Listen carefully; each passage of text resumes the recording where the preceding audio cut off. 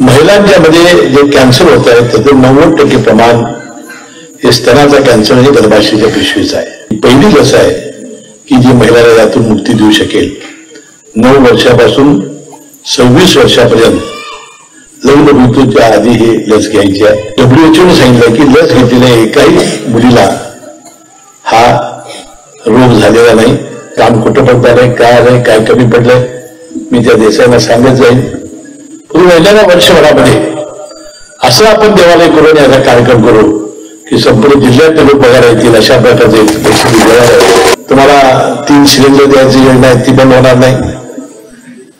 तुम्हाला 50% सवलत एसटी मध्ये ती बंद होणार नाही. नरेंद्र मोदी साहेबांनी 2029 पर्यंत गहू आणि तांदूळ मोफत द्यायचे आहेत ते 29 पर्यंत चालू राहील. त्यात आमच्या सगळ्या शेतकरी बांधवांना 7.5 हॉस्पिटलचं वीज बिल माफ केलेलं आहे. मागे त्याला सौर ऊर्जा द्यायचा मी शासन प्रयत्न करत आहे. किसान सन्मान योजना जी 12,000 रुपये होती आता ते 15,000 रुपये वर्षाला देणार आहे. शासन म्हणून आपल्याला शक्ती आहे ते बिचारी दानशूर लोकांच्या पैशावर ती 2,000 रुपयाला मिळणारी लस आणून त्या मुलींना टोचत होती.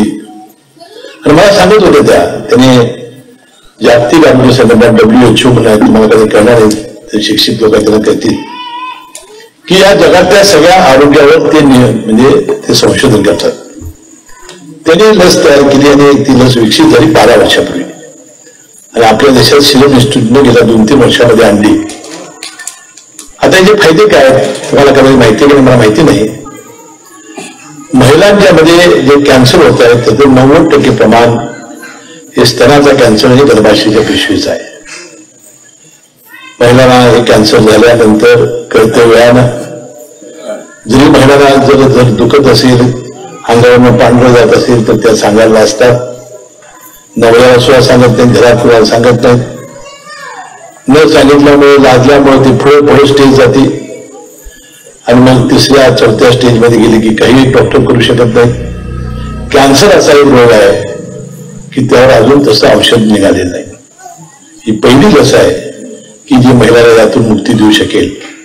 9 वर्षापासून 26 वर्षापर्यंत लग्न ऋतूच्या आधी हे लस घ्यायची आहे.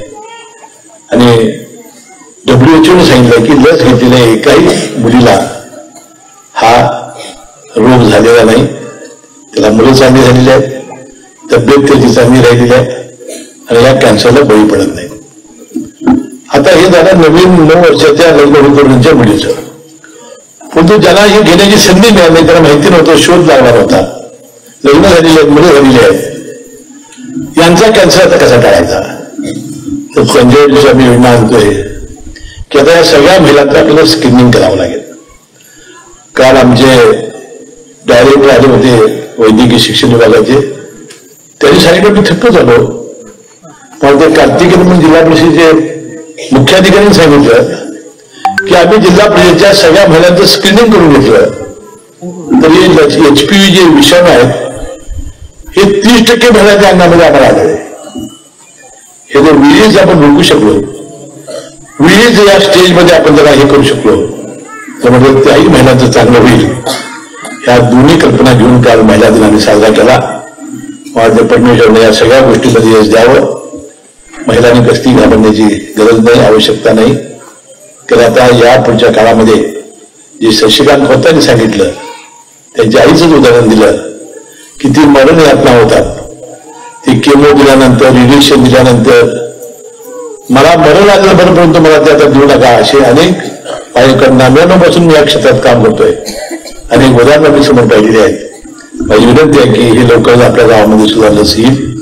आपल्या मुलीला टोचून घ्या आणि तुम्ही ज्या महिला त्यांचं स्व स्क्रीनिंग लवकरात लवकर करण्याची योजना मी या ठिकाणी आणणार आहे या राज्यात. त्याला आपण प्रतिसाद द्या अशी विनंती मी निमित्ताने करतो. आपल्या दोन्ही अशोक बुद्रुक गावांचं लक्ष्मी देवालय हे प्रमुख ग्राम देवालय. गेल्या वेळेस आम्ही पैसे धरलेले होते. हसून खुर्द हसून बुद्रुक ही दोन्ही गावं वांड आणि रांगडी गाव आहेत. एकमत काय लवकर होत नाही. गटागटाचं राजकारण इतकं आपण त्यामध्ये गुंतून पडलेलं आहे. परमेश्वरला सुद्धा त्यामध्ये आणल्याशिवाय आपण थांबत नाही. आता मी 1 कोटी रुपये दिले, त्याचा उल्लेख अंकुश पाटलांनी केला. वास्तविक माझी विनंती आहे सगळ्यांना, आता तर विधानसभा झाली, मी तर मोठं आला, 5 वर्षाचा काय प्रश्न नाही. आता सगळ्यांच्या लक्ष्मी देवाला सगळ्यांनी सहकार्य करा.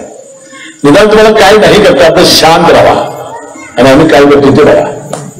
आपण असे देवालय ते निर्माण करू की कोल्हापूर जिल्ह्यात लोक बघायला येतील असे एक सुंदर देवालय, याचा उल्लेख महाराज महाराज अंकुश पाटलांनी केला.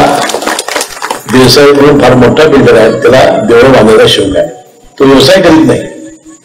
त्याच्याकडे इतके अनंत त्या देवालयाचे आर्किटेक्चर आहे, अनंत म्हणजे देवावर इतकी श्रद्धा. ते इलिक्झा पार्क म्हणून जे आहे सयाजी हॉटेलच्या समोर कधी बघितलं असं मोठं मोठं सगळ्यात मोठं परवाची त्यांनी मोठा इमारत पूर्ण केली. तर तो त्याला एक वेळ आहे देवालय बांधायचा. मी अनेक कागद तरुणी देवालय त्यांच्याकडे दिले, तो स्वतःचे पैसे आधी लावतो. अनेक चांगलं मी म्हटलं त्याचा जे लागते तसं तो डिझाईन करतो, तुम्हाला पसंत कुठला बघा तो करेल. त्यानं काम सुरू केलेलं आहे. मी सुभाष गडकरीला आणि अंकुश पाटला विनंती करेन की याची मला महिन्याचा असे ना फोनवरून मला याचा रिपोर्ट देत चला, देवाचं काम कुठं पडत आहे, काय आहे, काय कमी पडलंय, मी त्या देसाईंना सांगत जाईन. पूर्वी महिन्याला वर्षभरामध्ये असं आपण देवालय करून याचा कार्यक्रम करू की संपूर्ण जिल्ह्यात लोक बघायला येतील अशा प्रकारचे स्थापन करू, याला विश्वास मी या निमित्ताने देतो. आज अतिशय घाई गडबडीत होतो, तर मला आज मुंबईला जायचं होतं. उद्या तर आमचं अधिवेशन आणि बजेटचा दिवस होता. अंकुश पाटील सुभाष वाणी साहेब 5ला माणसं, एवढे 5ला किती माणसं जमत, काय जातोस तू, धारा काढायच्या, गाडी यायच्या, जरा थांबा, शशिकांच्या पेट्रोल पंपावर थांबा, जरा तासभर थांबा, भजी खावा, असं तो म्हणणार. म्हटलं नाही, म्हटलं साहेब दिलं तर बघा. आणि खरोखर आल्यानंतर मी माझे डोळे चक्रावले, कारण तुम्ही या 5 दिवसात एवढ्या भक्ती रसात आलात की तुम्ही 5 वाजता सुद्धा इतकं ऊन असताना सुद्धा आलात. आणि हा समारंभाला उपस्थित झाल्याबद्दल मी मनापूर्वक आपल्या सर्वांचे आभार मानतो. आणि तुम्हा सगळ्यांना विठ्ठल रुक्मिणी, दत्त आणि गणेश या तिघही आपल्या सगळ्या तुमच्या प्रार्थनेला त्यांनी प्रतिसाद द्यावा, या देवालयाला मनापासूनच्या वंदन करतो. आणि आपण सर्वांनी मला या कार्यक्रमाला बोलावलं.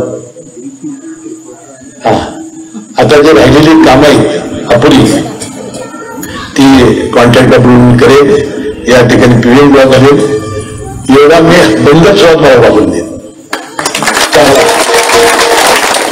तुम्ही कसला पत्र देऊ, धैर्य प्रसंग आहे गेले अजून ओपन. तर मग कार्यक्रम असेल तेव्हा मंडप नंतर वाढायचा म्हटला, जरा व्यवस्थित होते कार्यक्रम. खरं आता पैसे नाहीत माझ्याकडे.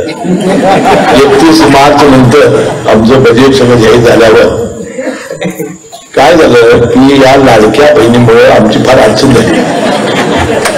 गेल्या आम्ही 1500 रुपये आमच्या महिला बहिणींना देण्याचा निर्णय घेतला.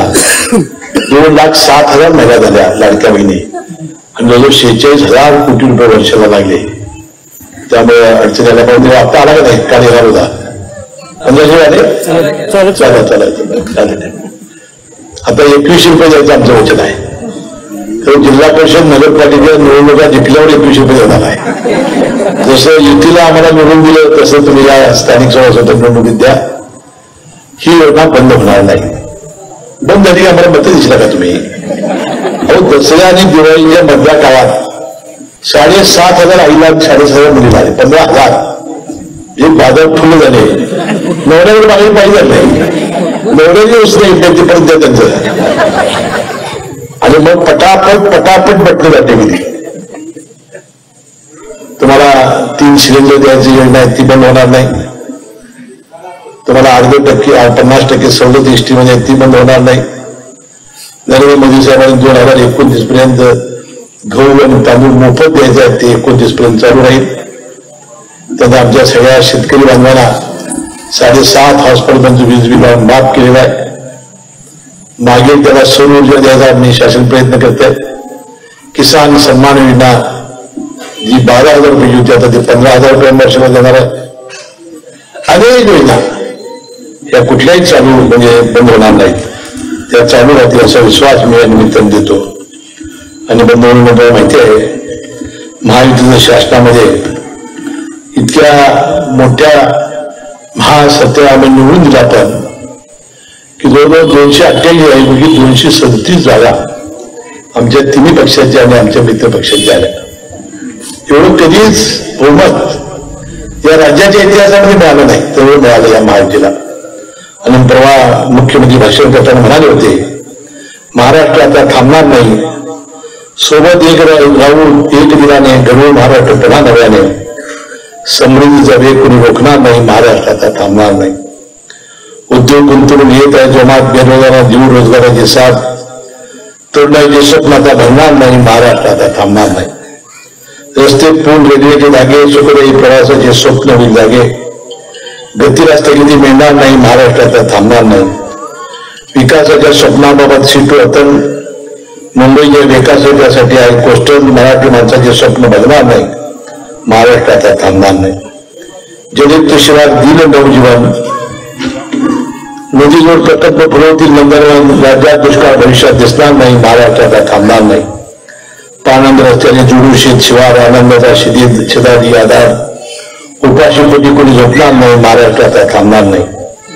लाडक्या बहिणीला मिळाला सन्मान, ज्येष्ठांना मोफत प्रवासातून सन्मान, लाडक्या लेकीची आबाळ होणार नाही, महाराष्ट्रात थांबणार नाही.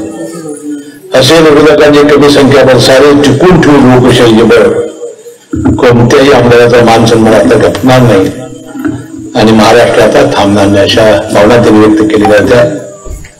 आणि त्यांनी सांगितलं होतं, आता मी माझ्या विरोधकांना सांगेन की त्यांनी शेत सांगितला होता, गरीब ताउम्र फुल करता रहा, धूल चेहरे पर थी और वो आईना साफ करता रहा. चेहऱ्यावर धूळ होती आणि तो आरसा साफ करत होता. तर धूळ चेहऱ्यावर असते त्या आरशात तेच दिसणार.